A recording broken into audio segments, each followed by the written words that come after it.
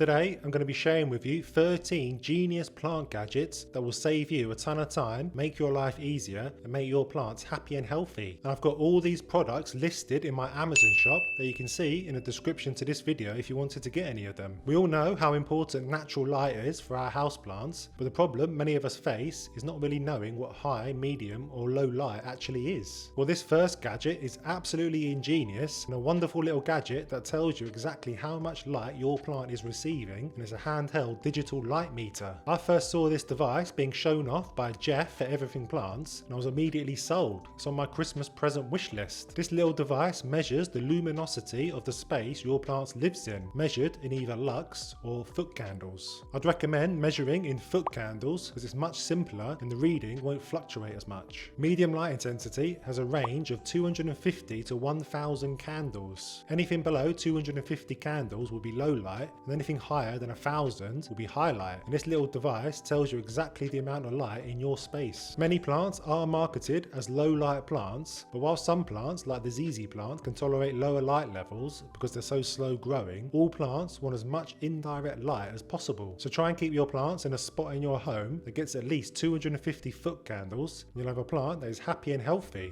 This device will help perfectly with that. I first featured this next gadget in my recent video about helping plants grow up moss poles, and I received tons of comments asking what it is and where they can get it. Velcro tape is a fantastic versatile product that allows you to tie your vining plants up moss poles or bamboo sticks to allow them to grow vertically and get bigger. If you didn't know, then vining plants develop larger and larger leaves the higher they are allowed to grow, much like they do in the jungle. You can use string to tie the stems to the pole, but this has a tendency to cut into the stem, damaging the plant. This Velcro tape has a soft lining that won't scratch or cut the stem and is strong enough to hold them in place. It can also be easily removed and repositioned as the stem grows taller, so it's much more versatile than string. It wouldn't be a Sheffield Made Plants video without me mentioning my favourite plant gadget, the moisture meter. If you don't yet own one, then I highly recommend you get one. They take away the doubt around watering your houseplants, which is less stressful for you and your plant. As a rule of thumb, we should only water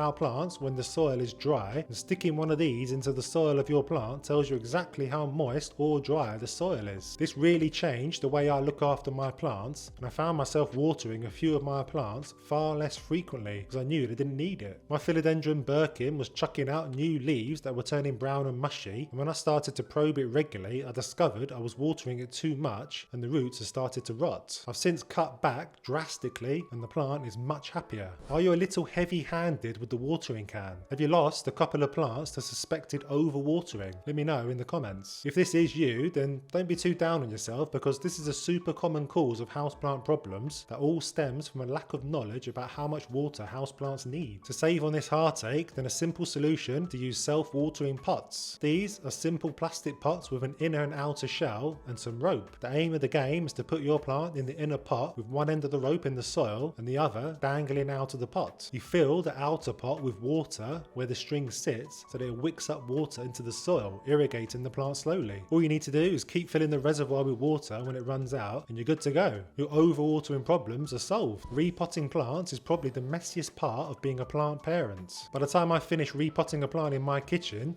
the counter is covered in dirt and water, and I've got soil all over the floor that I'm treading in with my feet. And it doesn't go without saying this doesn't make my missus happy. I think this is why I try to avoid this chore as much as possible. So the solution, my plant friends, is a waterproof gardening mat that allows you to contain the mess to one area. The great thing about this mat is that it's foldable and can be stored away until you need it to repot again. And creating a mess all over your house will be a thing of the past. If you're enjoying these plant gadgets so far and don't want to miss out on a future video, then make sure you hit the subscribe button. I'm on a mission to catch up with Plant Arena and I'm sure we can get there by the end of the year with your support. Grow lights can be a fantastic resource for those of us with little natural light in our homes, and one of my favourites is the Sansi grow bulb. After you're done measuring the foot candles in your space using the light meter I mentioned earlier, you might find you have less than 250 candles to work with. This is where a decent grow light will really help, especially if you want your plant to grow substantially. I've got the Sansi grow bulb that I plug into my standard IKEA desk lamp and shine it over my Calafea elder grass, and the plant is loving life. This spot in my living room is is low light and I wanted some plants here, so I invested in some grow lights. And use the code Sheffield15 at checkout to bag yourself a 15% discount on their website, which is listed below. I've already mentioned a good self-watering option earlier with the self-watering pots, but another great option is using plastic plant self-watering bulbs that are particularly useful for when you go on holiday. It can be a real pain to water your plants before you go away on holiday for 2 weeks, only to find a plant graveyard when you get back. This happened to me when the UK experienced a heat wave while I was away in Europe for a couple of weeks. I came back to see many of my houseplants seriously wilting from the heat. These self-watering bulbs solve this problem, especially for thirsty plants that don't like to dry out like calatheas. All we do is fill one of these up with water, insert it into the soil of your plant, and the water will slowly drip into the soil, giving your plant a steady stream of water until you're back from your holidays. Simple and effective and pretty cheap too. This next gadget is a super cute option for getting your climbing plants to grow up your internal wall. I mentioned earlier that it's a good practice to train your climbing plants to climb up something like a moss pole, but an alternative option to get them to climb up a wall, really giving you an indoor jungle. These items look super cute and simply affix to your wall so that you can then clip your plant's vines into place and get them to grow up or along your wall. These are a fantastic option if you have a long pothos like me that I'm trying to train along my picture area in my dining room. There are tons of great options for plant pots out there. You don't always have to go for the plain white pots from IKEA. An alternative that I think looks absolutely stunning is a glass terrarium. You can buy these in lots of different shapes and styles, and they all work to elevate the plant into a home decor item to be proud of. I've shown the process of creating an open terrarium on the channel, and I do recommend you check this out after this. They're super easy to make and look glorious as a centerpiece in your home. Terrariums are also great for plant health because once you shut the door, humidity is kept inside, creating a mini greenhouse environment for your tropical plants, and they'll love it. Speaking of humidity, another great gadget you might find useful is a humidity meter or a hygrometer. You can dot a couple of these around your house to really understand the level of humidity in your home and whether you need to make any changes to increase the level of humidity for your plants. Your home will experience changes in humidity when the seasons change, so it's useful to have one of these around to monitor that change. You might have a spot in your home that is drier than you might think, perhaps due to location of radiators, so you may avoid keeping humidity loving plants there. I don't know about you, but I've long since run out of space in my home to display my growing collection of houseplants in my home. If this is a struggle you can relate to, then do let me know in the comments. The solution that I've turned to is hanging plants from the wall, and for that I use macrame hangers. I love these plant decor items. I think they look fantastic and really allows you to keep plants more or less anywhere in your home. You can buy these in various different colours and designs, so you should be able to find something that fits in with your home decor. If you're a regular plant propagator, then consider adding rooting hormone to your plant supplies. Rooting hormone is the cheat code for plant propagation. It reduces cutting failure and speeds up the rooting process. All plants naturally have growth hormones, but synthetic hormones are often used to stimulate growth in the plant cutting. They also contain fungicides and other chemicals that keep fungal infections at bay, so that propagation success rate is greatly increased. And this is particularly useful for plants that are slower to root, such as ficus plants, or often succumb to rot, such as Tradescantia nanook. Now you know the tools to get for happy plants, you next need to know these 9 essential tips for keeping your plants healthy that you can see by clicking on the link here.